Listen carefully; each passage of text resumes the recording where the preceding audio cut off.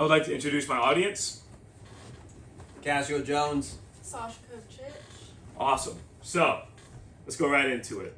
What do these three men have in common? No, it's not that their favorite flavor of ice cream is Rocky Road, but it is in fact that they all shared the spotlight of Hollywood at its height in the last 25 years.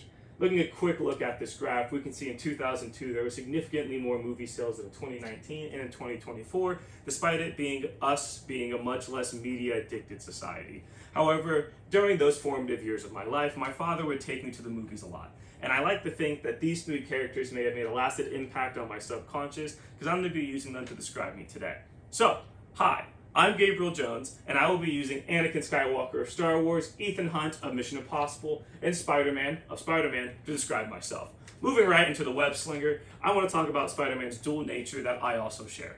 Like Peter Parker, I can find myself being reserved and nerdy at times. I studied biology in college, I keep up with the latest medical trends, I also play Dungeons & Dragons on the weekends. But more like Spider-Man, I can put myself out there. I grew up playing team sports, I was a scholar athlete in high school and college, and I am an extreme extrovert. I can talk to anyone, anywhere, about anything. Which leads me into my next personality trait, is I'm full of quips and humor. I love keeping a smile on my face and cracking jokes in stressful environments to lower the stress of the people around me and help us stay on task and not paying attention to the chaos going on around us. I like to think that if I was a crime fighter, I would find the time to crack jokes to calm everyone down around me.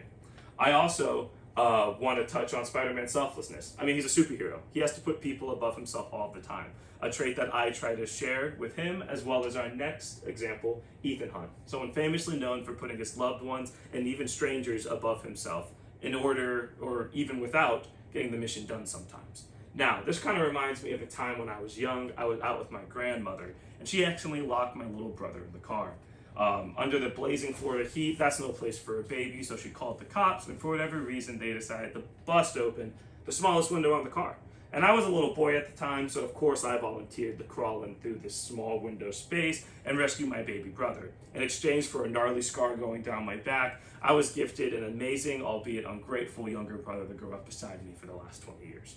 Ethan Hunt also share our drive to complete missions at hand. Once he chooses to accept one, he works diligently to get the job done and doesn't let anything distract him from getting that job completed. Now, I don't defeat terrorists or disarm nuclear weapons. However, I do work very, very hard to accomplish things in a higher than expectations way. Whenever my boss says, hey, I need a report by the end of the week, I say, all right, boss, and I get it done by the end of the day, because it's just the kind of person that I am. Ethan Hunt also is someone who breaks the rules, kind of a lot.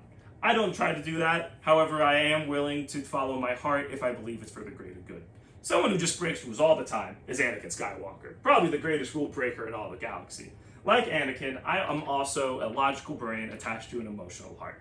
Anakin is someone who's passionate and a lover. I am also someone who would describe myself as a passionate person and a lover. It allows me to be very empathetic and provide support to my loved ones around me. Anakin believes that he can be a powerful force of good in the world as a Jedi, and I believe I can do the same thing through the power of Jesus. Now, Anakin is not known for his happy ending. He succumbed to the dark side, gave in to his natures of pride, arrogance, and getting in situations well over his head. In the past, I've done those same things, and it's something I've had to learn to work around.